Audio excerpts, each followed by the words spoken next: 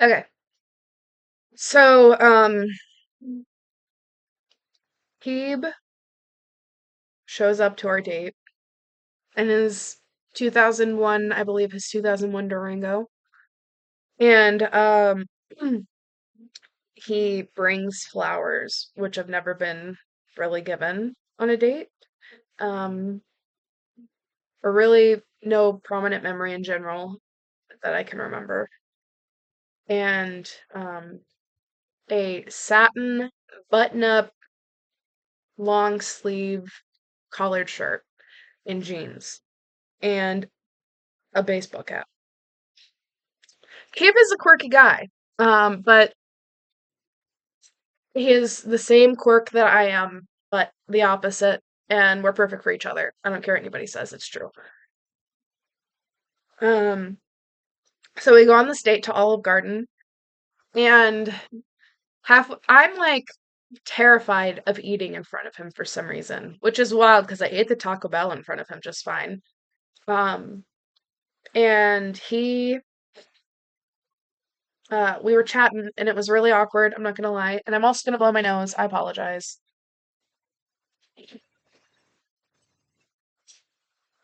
Those summer allergies are kicking my ass, friends. Anyway. And halfway through our date, his mom calls, and in front of me, he says she's eating really slowly. I was mortified. I was mortified. Um,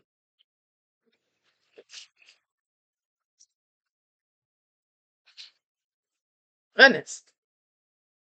Anyway, the date was really sweet. We hung out, we laughed a lot. I watched an episode or two of JoJo with him, which is like an anime. Um, because I was still like in the Chester era of anime and Dungeons and Dragons. Um, Speaking of which, I need to show you guys all my tattoos. Maybe not all of them, but most of them. Anyway, um, yeah, it was just really sweet, and he was tender and kind.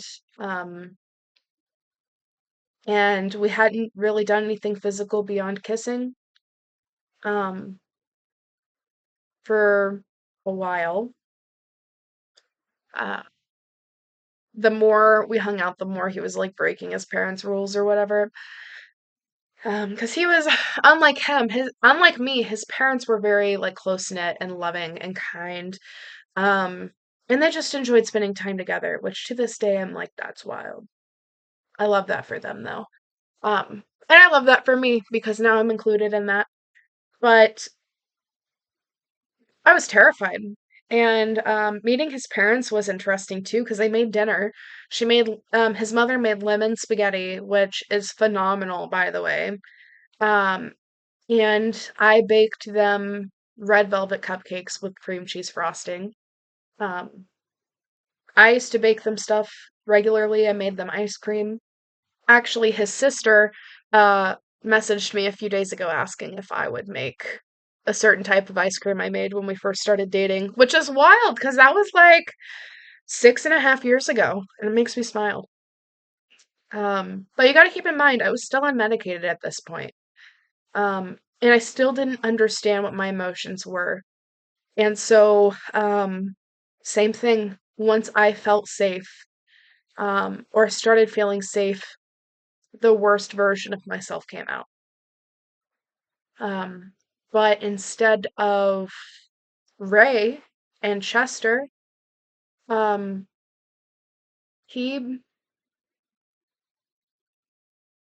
So this is embarrassing, but I'm gonna share it anyway because it needs to. It happens. I developed an STD, um, and we had not been sexually active, but that's when I had found out, and I told him.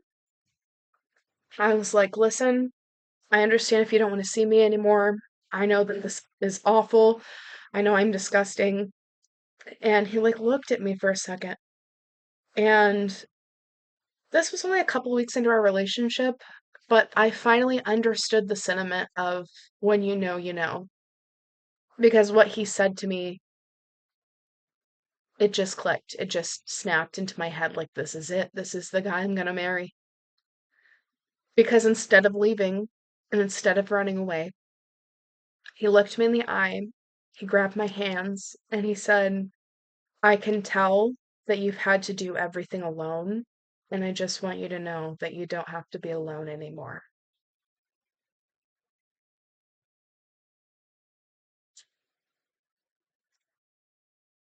So I cried. He wasn't upset at me. He wasn't angry at me. Um he didn't know anything about my childhood, but he knew something was wrong. He knew something had happened to me. But at this point in my life, I still did not talk about my childhood in any regard. Um, it wasn't until my cousin, we'll call her Becky. I'm sure she's watching. I love you, Becky. Um, she stayed the night and I hadn't seen her in years, and she was actually the one to initiate that conversation in front of John and Elle, and that's how they found out about my childhood. Um, Now very shortly after Keeb and I started dating, I realized that I never wanted him to have to meet my mother or B. And so this distance I'd kept from them became silence. And we got engaged 5 months into dating, which is quick. But like I said, I knew I wanted to marry him because he didn't turn me away and he didn't judge me and he didn't hurt me for being hurt. He gave me a kindness I felt I didn't deserve.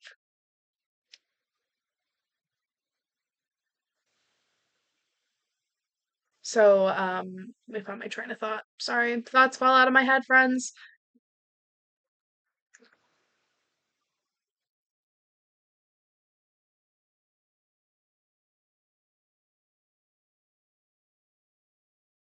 Well, shit. Oh, right. Uh-huh. Okay, so I remember one day, and Keeb still holds a grudge against B for this, by the way, which is hilarious to me. Um, so Steve left the picture when we moved to the town that my dad worked in. He went off to college. I already spoke about what happened with that. Um, so B messages me one day after we've gotten engaged and is like, "You didn't tell us you were getting married." Um, and that was like my oh shit moment. And I started freaking out while we were having ice cream and panicking. And then I finally told him, I lied to him and said, "Oh, like, you guys don't talk to me." And he said, "Well, mom reaches out to you all the time." Um, and basically just saying that I was like Steve. Um, and I had just had it because by this point I knew damn well why Steve left. And I said, if being Steve means choosing myself, then call me Steve. And then he started insulting me and he blocked me. Um, and then unblocked me, and then I blocked him because I was just done with it. Um, I didn't speak with my mother, but I didn't block her yet because that made me decide that I didn't want to speak with her at all anymore.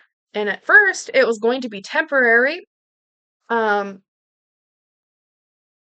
and I typed up this message in the notes on my phone and I edited it and revised it for weeks and weeks and weeks until one day I woke up and I was sleepy and I didn't feel anything. And I was like, this is your chance. You just copy and paste it, send it, block, or don't even just do it. And so I did. I sent the message. Um, and she basically, I won't, she basically said, that I hurt her a lot too, and that when I was ready, we would sit and talk about it.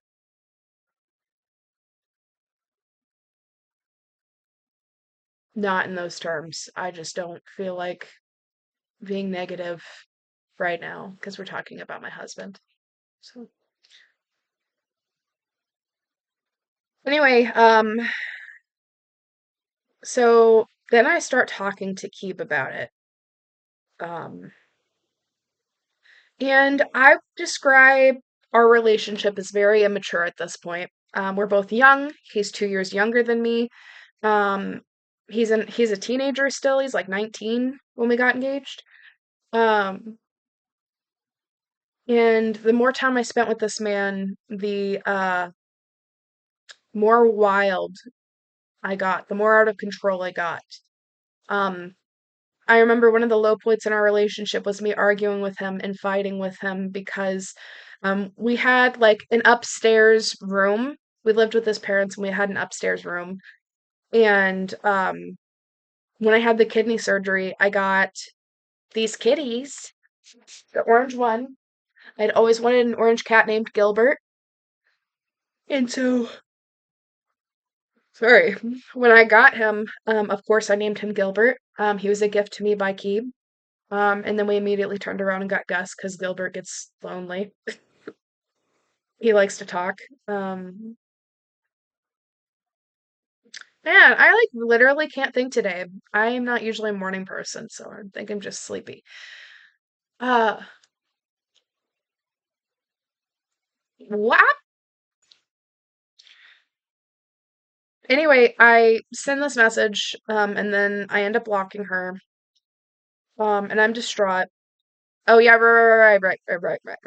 Anyway, I argued with him. We got into an argument, and he got upset with me, and I got upset with him because I wanted to spend my last few dollars on this 4x8 sheet of wood that I wanted to paint and make a sign out of. Um, and I never even finished it. I did it. I didn't even finish it, friends. I'm not even gonna lie. Um, and it just turned into a really rocky road there for a while. Uh, I remember one day after we were married, um, I was just laying in bed sobbing. I was heartbroken. I was crushed. The world was suffocating. And I remember just looking at Keeb and he was snoring and he was sleeping and I was so fucking angry at him. I was like, he doesn't care that I'm suffering. He wants me to do this alone. And then I took a second to marinate on that thought. And I said, he doesn't even know you're crying. Because this is something I'd had in my head before with exes, that thought, and that's a really unfair thought to have. But in this moment, I finally had that thought of, that's not fair to him. Like, he didn't know that you were crying. He doesn't know how much you're hurting. You're not telling him. Um, and so I made another decision that saved my life. In that moment, I downloaded an app called Cerebral, which, if you don't know, it is an app where you talk to a doctor and they prescribe you mental health medication. Um, After an evaluation, it was discovered the bipolar disorder. Um, the CPTSD wasn't discovered for a long time after, um, but Keeb was why I started seeking out treatment for mental health. And I had a hard time finding meds that worked. So Um, eventually I was tired of trying and I just settled on a medication called olanzapine. And I was also taking an anxiety med called buspirone. And I took that for years and I continued to get heavier. Because if you're on olanzapine or olanzapine, you know that one of the side effects is that it makes you really hungry and it makes you sleep a lot. Um, and so I was doing that. I was sleeping like 12 hours a day. I only had one job at this point. Um, and I was eating all the time. Um,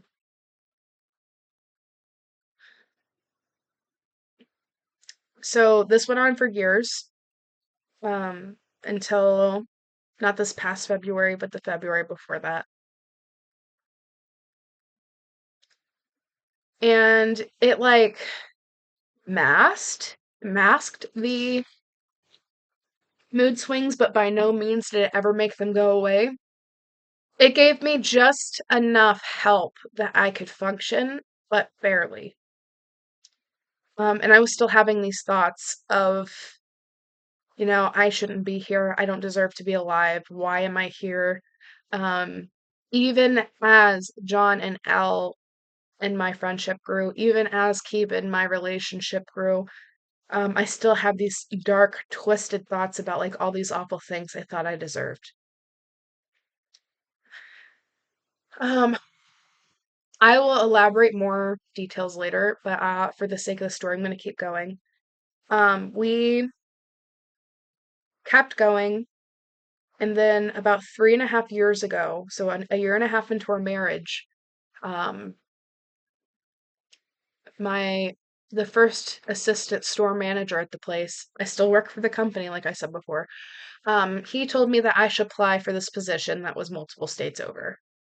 And in my head, I'm like, so Chester, my mother, and B had all three ended up coming into my store um, and seeking me out. Or not seeking me out, but like they knew I worked there and they were coming there, basically, is what it was. Um, and so in my head, I'm like, I just have to get out of here. I have to leave. I can't do this anymore. Um, and so I called Keeb and I said, wild thought. You want to move across the country? Please. I would love to move across the country, please. And he was like, yeah, exactly that tone of voice, by the way. Um, so I applied for the position, and Keeb and I set aside, and because this was him giving up more than I was giving up, right? He was leaving his family.